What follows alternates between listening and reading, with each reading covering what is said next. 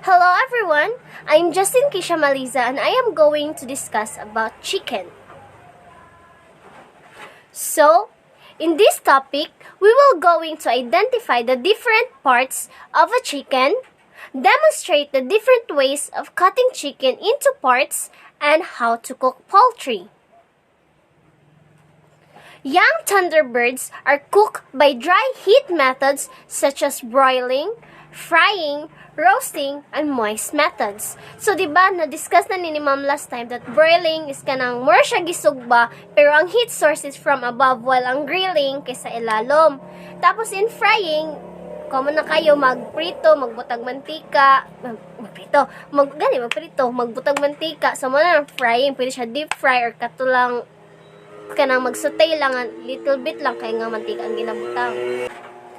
Next is roasting. So, ang roasting, kay more Japon siya baking. But, ang differences niya kay sa roasting, mostly ang ginaluto dira kay kanang mga meat, mga chicken, mga fish. While sa baking is more on pastries, mga cakes, mga anything that is kanang pastry. Then, sa moist method, it is done through kanang heat source kay from water, kanang from moist and from steam. Then, older tough birds are primarily cooked by moist heat. Chicken meat is classified as light meat such as breasts and wings which have less fat, less tissue and are cooked faster. While the dark meat such as drumstick and thighs have more fats, more connective tissues and require longer cooking time. So, di ba kung magluto ay kanang kung breast ug wings dali ra kay siya lutuon, less fat pud siya. So pwede ra siya pituhon, pwede ra siya sugbahon, di na siya ipaagi og kanang lapwa-lapwa kay dali ra man siya maluto since it's kanang light meat lang siya. While kanang pasa manok dili bitaw siya nga kutahay magluto ka fried chicken, diretso ba day nimo kanang prituhon niya, wala nimo nalapwaan, di ba? Nay possibility nga mahilaw ang sa sulod. So, it requires a kanang longer cooking time, which is, gamitan dyan siya moist or water, kay mas maluto man siya kung sa nga na nga way than kanang dry heat methods. So, poultry cuts. Poultry refers to the edible flesh with adhering bones of any bird that is commonly used as food. Types of poultry includes chickens, ducks, geese, turkey, quail, and pheasant. All poultry is processed in a similar manner. It is either cooked whole or segmented in a number of ways depending on how it is to be used. Tapos, kani siya, na siya different ways sa pagluto. Kadili man pwede nga ang whole chicken nga wala pa nimo na hinluan ng sulod tapos ang gawas lang imuhang isugba, imuhang isabaw, lain man kaayo, diba? So, na siya different ways sa siya pagluto and in a proper way. So, whole chicken cuts. So, I will be providing a video and tanawa lang ninyo kay kung sa i-discuss lang na ako kung saan ang way lisod magud kayo kay wala ba tayo mag-demo. So, mag-provide na lang ako video tapos sa PowerPoint is naa-Japon dadto mag-upload ng PowerPoint. So, na-Japon dadto ang kanang process on saan pag kanang cut sa chicken. All you need is a chef's knife and a pair of scissors to do this and a cutting board that is big enough to accommodate butchering the chicken. So here we go. Starting with the drumsticks, slice the skin. You can see the joint pop up. Cut right in between the joint. I'm popping the joint, cutting right through. Turn the chicken on the side, cut off the wings. Make a small cut on each side of the wing, and you should be able to pop the wing out, and you repeat the process over on this side. Now you use scissors to cut down the backbone. We're not counting the backbone as one of the 8 pieces, but what you should do is just throw this into a resealable plastic bag and throw it in your freezer for whenever you're making chicken stock. And then you cut right through the breastbone.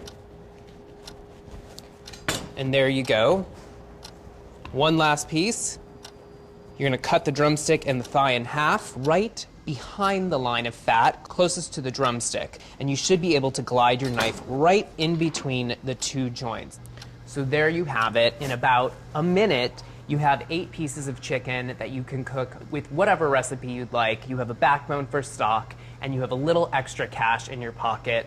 So, kitchen conundrum for you solved.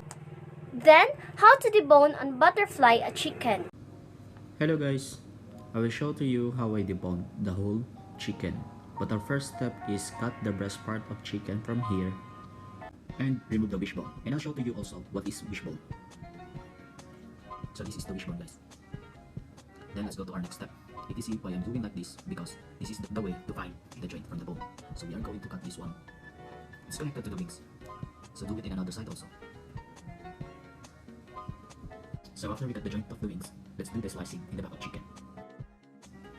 So after we give a little bit slice in the back of chicken, I'm going to remove the meat from the carcass. And if you see, this part is an oyster part. A very soft part, and most of the people really like this part, the breast part, especially for the kids. Then after, I turn it into my front and start to undress the meat from the carcass. So after we remove the carcass a little bit, we go to the leg part, nearby oyster part. Let's crack the joint like this so it can be easy to remove the bone from the meat. So, we're going to remove all the carcass from the meat, and this is the carcass. You can reuse this one to make a soup, or you want to make a stocks for the sauces, it's up to you. Then our next step again is we're going to remove the bones of the leg. Just do it in the other side. And then after, you can start scraping. Scrape and scrape until the bones you can reach to remove. So this is how I remove the bone from the leg. Check this one. Then you can do the same thing with the other leg. It's up to you if you want to remove the bones from the wings. But for me, I remove it. Just check what I did. Do the same thing also from other side.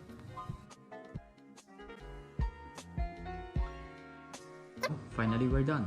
So this is all the bones we got from the meat. Then, how to butterfly chicken breast. Hi everyone, Do-It-Yourself Gourmet here today with how to butterfly a chicken breast. Now, this is a technique that some folks do have a little bit of trouble with. And the hardest part is making sure that you have a level hand that's nice and horizontal when you're slicing it through the breast. What you're going to do here is lay it out flat, it's nice and trimmed, and you're going to take the small side bit, and that's the line you're going to use to butterfly it, because when you open it up, it's going to have a nice butterfly presentation. So you're going to find the line of the knife and the line of the chicken, and that's going to sit about right there. Now, I like to grip the knife a little differently when I'm going through here. Place my hand flat on it and press. Now that's going to protect your hand, one, but it's also going to help you keep the meat straight when you are gliding through it. So what you do here, take it, start sliding through, and now keep the blade at the same angle. That way it goes through evenly and smoothly and doesn't end up changing degrees or getting one side a lot thicker than the other. Then you can open it up and you've got yourself a nicely butterflied chicken breast. So next is how to debone chicken breast. So here's the chicken breast. It's got the bone on and it's got the skin in. So I'm going to just take it off. I'm going to give a little bit of cut to the skin there. And the skin should just rip right off. There's no problem. You can just rip that skin right off. Okay, so now I want to separate the meat from the bone. And if I flip this back over, you'll see I got the breastbone here and the ribs are up at the top.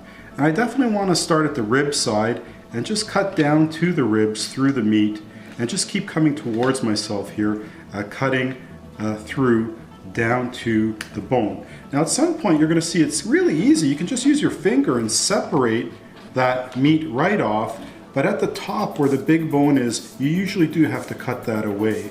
And then here's this little fillet portion. So I'm going to just cut down, keeping close, a little V kind of cut. Oh, this one I just need to cut on one side. Now you do have to be careful. Sometimes you do have this little bone at the top in the thick part of the meat, and it'll just come out. But sometimes you just have to feel for that little bone. This one just popped right out. And there you go. There's a beautiful breast. There's two beautiful chicken breasts, deboned. They call them fillets, and you're ready to go. Then let's go to wing fabrication. So first is chicken lollipop. Again, I will be providing video. Kay lisod man kayo ka nang magyaw-yaw lang ko tapos wala bitaw may nakita nga unsawon ang process kay alag mag-imagine ta giana gihiwa na ko ang giana na ko ang kuan ko so lain kay ana-ana ra ko diri so maghatag na lang ko video to make it more clear and visible sa inyo ha. இந்த chicken wings எப்படி லாலிபாப் ஷேப்ல மாத்துறதுன்னு பார்க்கலாம். இதுல ரெண்டு எலும்பு இருக்கும். எலும்போட ஜாயிண்ட்டை கட் பண்ணிக்கோங்க. பாருங்க, இந்த ஜாயிண்ட்டை கட் பண்ணியாச்சு. ஜாயிண்ட்டை கட் பண்ணதுக்கப்புறமா இதை சுற்றி கட் பண்ணிவிடுங்க சதையை.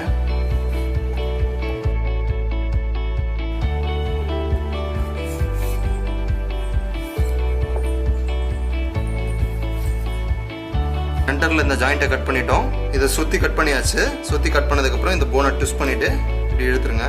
பாருங்கள், தனியாக வந்துடுச்சு. இப்போ மிச்சம் இருக்கிற சதியை டவுன்வர்ட் டைரக்ஷனில் நல்லா கட் பண்ணிவிடுங்க. கட் பண்ணிவிட்டு இது கீழ் பக்கமாக தள்ளுங்க. இதே மாதிரி இந்த 4 விரலை வச்சு கீழே ப்ரெஷர் கொடுத்து தள்ளிங்கன்னா உங்களுக்கு அந்த லாலிபாப் ஷேப் கிடச்சிரும்.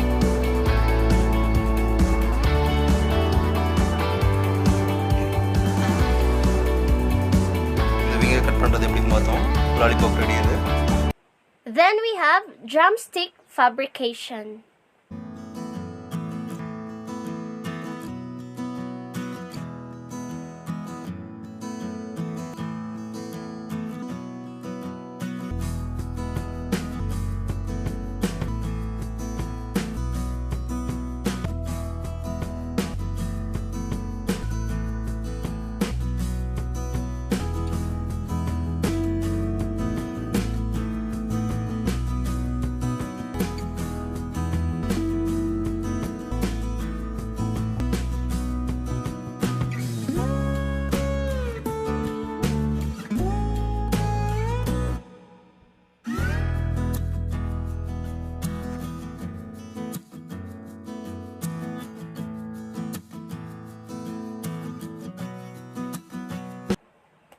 Then we have the chicken recipes. First, we have baked chicken in taro leaf parcels with tomato bechamel sauce. Muna siya ang baked chicken in taro leaves. Next is chicken aloha. So there are the ingredients. I will be providing pictures and kamo na lang mag-search sa kung saan siya pagluto, kung ganahan mo magluto. Then here are the procedures. So dali raman siya masabtan. So kung gusto mo maluto, edi go. Masundog na ninyo nato kung ganahan ta. So mo na siya. Hamit lagi na siya. Charot. Tapos the chicken relleno. So that will be the ingredients. Again, search lang sa YouTube kung saan kung ganahan mo makita visible videos gyud or visible process kay ug magyaw-yaw ko diri di japon mo kasabot kay mas maayo big natin makita ato lang paminawon, di ba? To see is to believe and to do. So mo na siya ang ingredients and procedures sa chicken relleno. Then that is chicken relleno. Ay, karamit gutom na ko. So mo na siya, and maybe that's all. Mo na lang siya among report about chicken. Hope you understand me and hope you gained knowledge from what I have shared, what I have discussed, and thank you so much for listening. God bless.